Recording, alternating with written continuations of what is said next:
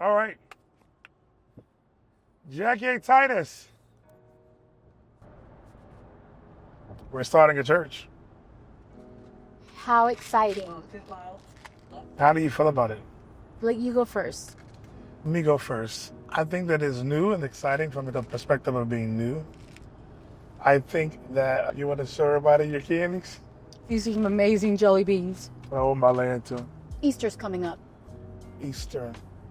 I'm excited about it. I think that it's going to be something new and fresh, which is nice. But I'm also quite nervous about it, you know? There isn't a good... Feeling?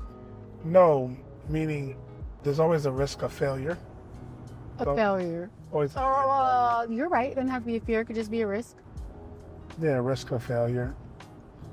You know, they're stepping outside of that which is not our normal. But I mean, the good thing is that we've really been kind of in the process of holding services in our city for the last 2 years. We have a lot of experience from that. So this Sunday is our first Sunday. Sunday service. So what are kind of things that you are planning and thinking about? I'm such a bore. I'm such a bore. What? What am I planning and thinking about? I am overwhelmed. That's what I'm thinking about. I'm thinking my life is crazy. That's what I'm thinking about. I'm thinking that it's Friday Your life ain't that crazy. and we're headed into the weekend, and I'm glad about that. Well, I think that, how are you going to tell me my life is not crazy? Well, I mean, your life is good. I didn't say it was not good. My life is good. But that don't mean it's not crazy. Yeah. It's not busy. I don't think I've had a day where I said I have nothing to do today. I'm thinking, when's the last time you felt that way? Like, I should clarify that. When I say I have nothing to do today, it doesn't necessarily mean that. Of course, there are days where I don't have errands to run or things to buy or places to go or people to see.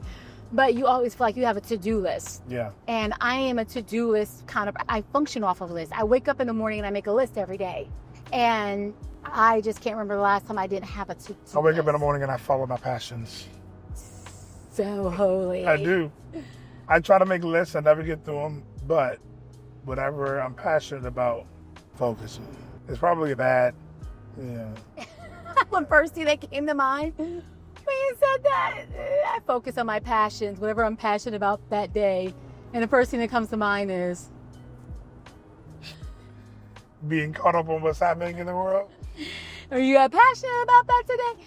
No, but yes, as far as starting a church, sorry, my mind is in 50 different places and it's a little hard to narrow it down. And then you're worried about how somebody's going to view my opinion of this because Don't worry about what they're going to view. we're having service this Sunday and the normal part of me is like, oh my gosh, who's going to show up? Is this going to be great? And the other part of me is like, I'm hoping to offer something to the community that we need as a community. And I'm hoping that we can be a light. Just be a light where we're at. Offer people Jesus. So as it pertains, I guess, to us actually starting a church, I feel surrendered. You feel like whatever the Lord is having us to do, Whatever the Lord has us to do, I am, and I won't say I'm willing to do it, I'm going to do it. yeah, Because you can be willing. I've seen people when they're willing to do stuff and you don't always do it with a good attitude and you don't always do it well. So I don't ever want to say I'm willing to do something. I am going to do it. And I want to do it with excellence and with my whole heart. And I say surrendered because it's not my idea. it's not your idea. This is not what I would do with my life and my time. And I think that's what some people kind of like miss. It's a misconception. Yeah, that it's like, oh, they finally arrived. No, I'm finally willing to die. Yes. Yeah, it's like you have these moments where you're honored or you are given more responsibility. Sure. Or you're entrusted with the lives of people in any capacity, whether that's a business owner, church planner, pastor, taking on a position of any form of fashion where you are responsible for people. It can feel like a Maybe great authority. honor. Mm-hmm. And I think it is a great honor, but I don't think that the feeling is what you think. Is that like... It's the best day of my life. Yeah. Like a more job like- promotion. It's more like I'm doing what God told me to do. I think that's how it is for us. I don't necessarily know if that's the case for everybody who takes a church or chooses to pastor. Yeah. I don't know if that's everybody's case. I just know that that's our feeling and our story. Yeah. I think for us, it's like we probably would rather travel the world and run a couple businesses remotely and live the best life and This is the best life. do all the things, right? This is the best life. But I'm saying in our own humanity, there is an element that I think is always going to be a not my will, your will be done when it's right. When it's the Lord, when God is in it, it's going to feel like not my will. And I think the problem is a lot of people go into ministry and they think they want the will of the Lord, but they really want their will. They're really like caught into it. And I really want God's will to be this. But when you want God's will to be something, you're really saying, I want God's will to be my will. I think that there's an element where it's like, it really is a not my will, your will be done. And it's also a trust in the Lord because... I trust in God, Yep. my Savior. Now, they would think that that's what I would do because I'm the musician. But you see how you just kind of broke out in song there? I typically like to break out in song. Mm-hmm. I think ultimately it's God's will is what I'm trying to say. And we know, as smart as we think we are, Well, we don't know we what's best know that God knows what's best for for us. us. Absolutely. He's proven that And we know that it's, time and time again. yeah, and we know that it's better to be in his will than to be in our will. Yes. I mean, look at where his will has brought us. And I think for me, and I think you would probably say the same thing, it's an act of love, What's an act of love? surrendering to God's will, planting this church. Like I am doing it because I love him. Oh, sure. Yeah. I thought you meant act of love to the people. I was No, like, well, I don't know about that. No. Although the Bible says, Love God, love people. And you should. no. I love people. I was thinking about laying down your life for Or friends. laying down your life for. To me, is that what I think I feel, if somebody would ask me, like, how do you feel about this? I think the way I feel about this is I am so in love with him that I will do whatever he asks me to do. That's why I'm doing it. Yes, it sounds so bad because it's like, well, I hope no one asks me that, honestly, because it's kind of like, even with, yes, you love the Lord, you love him, you want to serve him, but it's almost like when you're married, and it's like, when you're married, do I love to cook? Mm-hmm. No, I don't love cooking. Right. Will I cook? Absolutely. And most times I try it's like a goal of mine to do breakfast, lunch, and dinner. Yeah. And that way, by the time I get to Friday, like I'm not cooking the whole weekend or Friday, and it's like our time off because we have so many leftovers. She's been doing an amazing job with that. I want everybody to know. Thank you.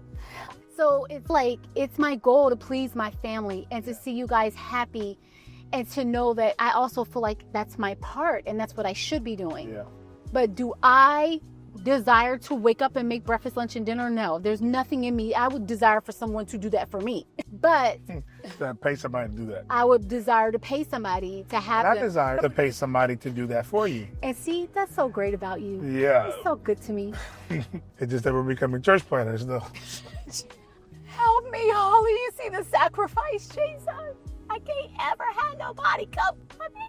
Oh, that's not necessarily true. We just, Well, that's not the point, whether somebody can ever cook for me or not, which would be amazing. The point is that the number one motivation is an act of love.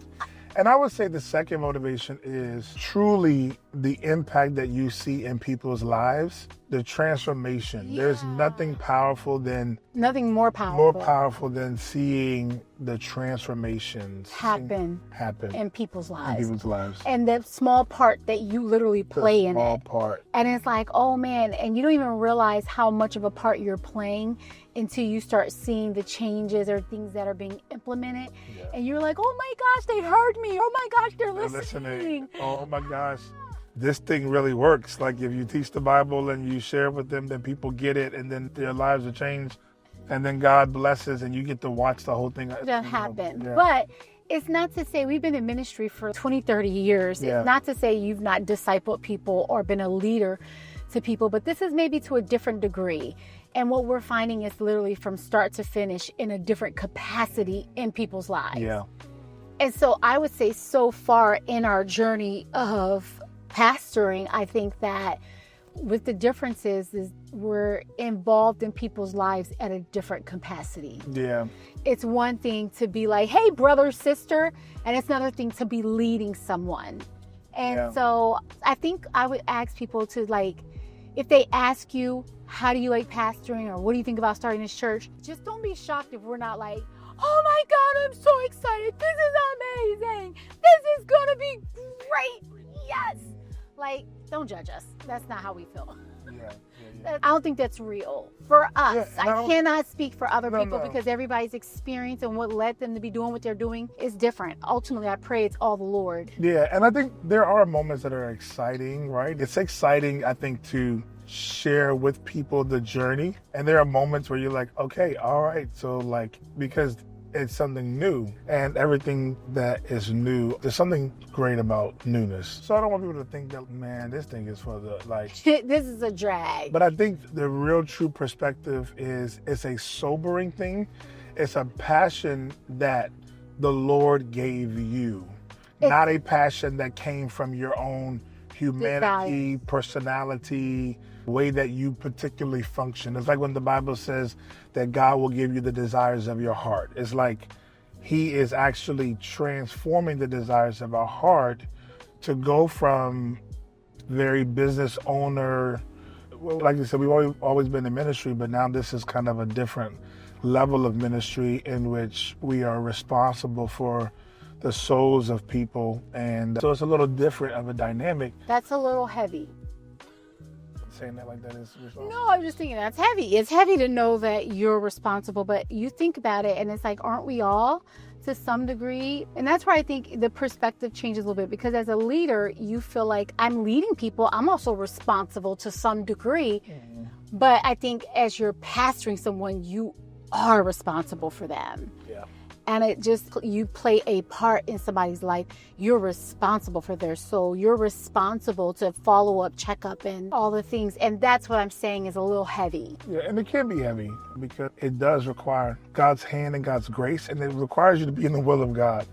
And I think that we are in God's will. We've had confirmations and signs and wonders and miracles and moments that have been undeniable, which is what makes you walk in confidence about what you're doing. That's very true. The confidence is based off of the Lord and knowing that he's ordering your steps.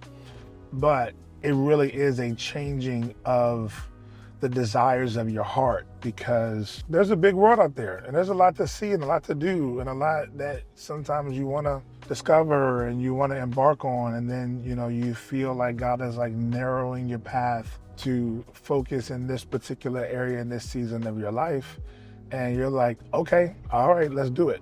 I love you. I love the people that you set, and it's great. So I don't know. You know what I want to do? I want to go back to this video 5 years from now. Great, because we're just starting out. We're just starting out. We haven't even had our first service. We haven't even had our first service. So our first service is this Sunday. So we don't know what to expect. Thankfully, we have a great pastor and a great church that's really supporting us. So we know that people will come and support. Thankfully, it won't be, just like us walking into the three of us. Oh my gosh. Because we've been on this wonderful journey. But I think we have a team of people surrounding us. Yeah. One, there's no way we could do this alone. And two, we're not. So there's strength in numbers. And I agree with you. It'll be super cool to come back 5 years from now and look at this video and laugh at ourselves. How much we did not know. How much we did not know. How immature we might have sounded. Oh, how some pastor 40 years is like, they have no idea, young lad. Yeah. How much we've grown. I wonder if we'll come back and be like, yeah, this was a bad idea. Or if we'll come back and say, oh, I don't know how you would respond to a video like, hey, we're about to launch a church and that church is going to be launched soon. Let's do this. Yeah. Because we haven't really said anything that's crazy, because we've literally just said, to sum it all up, we're going into this sober. Yeah. We're going into it with help. We're going into it because the Lord has thrusted us there. Yeah. And we are responding to his calling, and we are surrendered to him. And we hope to do this with excellence and with our best. Yeah. I think that's what we're saying. That's what we're saying. That's what we're saying. So to hold ourselves, what do we hope? What do you hope for this first service? I hope that we meet new people. I hope that we meet new guests and visitors. There's some people that we've been working on, and there's some people that are in our proximity. So I'm just hoping that we meet new people. I'm hoping that we have guests from our community there, and I hope that we can make connections. Yeah. I do know enough. I don't know if you remember this from years ago when we talked about guest retention, retaining people that come. If you did have, let's say, 100 people show up, could you retain all, or we even equipped to retain that many people? Get them discipled, get them hooked up, get them friended, get them Bible studies. We couldn't. We're not in a place for that right now. So I'm not hoping for that. Yeah. But you know how we felt so far when one guest walks through the door. You're like, oh, thank you, Jesus. I'm not doing this for just us church people. Oh, thank you, God. Because we're not doing this for another service for the saints. It's really for the people who need the Lord. Well, we all need him, but don't know him. That this is their first opportunity to feel the presence of God in their heart. And then when that person walks through the door, you're like, oh yeah, it's go time. Like, come on, Lord. Now you can show up and show out. It's like the most exciting thing. Okay, so we can talk about Thursday. I think we started Thursday with like 4 people. And it was like 7:05, and there was like nobody in the room. And it's not about the numbers. No, it's about all of us. For the grammar, for the people. We are starting a church, but we already have a preaching point, and that preaching point or connection point or work or however you want to clarify, we have work that we've been doing already for 2 years. And in that work, we have a support. We have a team of people coming. We're all one team, and we come and we are planting and doing a work in Walkersville. Yep. In the Ville. In the Ville is what they call it. In the Ville, we have help from Imesville. And so when we say it's like 4 or 10 of us, that just means that we're all leaders who are starting this work. So we're not saying it's like 10 people, guests who are new to the church. Yeah. It's like 4 seasoned pillar saints. But the point that we were trying to make, now that we preface all of that, was when you have that one guest or that one individual that you've been working on, that you've been seeing progress in their lives as they grow and develop and learn more, that's the reason. That's what motivates you. Like, okay, like you said, it's go time. All right, when it's just us, it's like, all right, let's kind of get through the service and make the if church. You are currently going to church and you feel like it's just another service, I'm here because I have to be here. I'm here to check a box. You might need to be serving. You might need to find yourself at one of these locations or somewhere serving somebody so that you are now giving instead of coming to receive. Yeah. That's just a little plug. Little plug. So a little plug to pray about that. I think what we're basically saying was it's the transformational experiences that people have that know nothing, that come in with just a desire and a heart for God, a desire to learn his word. And that person, when you see that light bulb go off in that person's, like, you can see it in their eyes that they're getting it. It makes everything worth it. Yeah, I think we'll look back at this and laugh at each other. Hopefully we're skinnier. Hopefully I'm skinnier. Hopefully I'm more healthy or more fit. That has nothing to do with this video. It doesn't, but, it will be a look back video. Neither does those candies. I figured as random as you want to be, I'm just as random. Oh my gosh, look at how many of these I ate since this road trip. Terrible. Well, is that all we have to say? I think so. I think that we kind of covered a couple of different things. Was there anything else that you wanted to say? I love Ethan Titus. And I'm thankful that he is on this journey with us and that we have his full support. Okay, we went 24 minutes. There's no way Chris and I can do this by ourselves. One, because Ethan sets up a lot of the tech stuff. Who knew a 14-year-old would be so smart? And we have an amazing team right now. I mean, our son is absolutely amazing. We're thankful for him. We are truly thankful for him. He scooters to church, which I'm excited about. There is this clip on Instagram, and I was scootering before this clip, but if you ever see this clip, I am that guy. This guy is hilarious. He is in a full-on suit on a scooter preaching the gospel. That is me in Walkersville. That's crazy. Did you see that clip? No. You didn't see the clip of the Not- guy? I don't need to. Oh my goodness, you do need to see the no, Bye, guys. It was lovely. No, I don't want to end it. I want to show you the clip, and then I want to chime it in. I want to add it in. Oh my gosh, you're a whole man. It is connecting to my thing. Check this, check your boy out. I got the power boy. His name is Jesus. Look at this boy. Look at this boy. Look at this boy. That's gonna be me in Walkersville. His name is Jesus. I cannot wait. I'm gonna make another video of myself right next to this guy doing the same thing. His name is Jesus.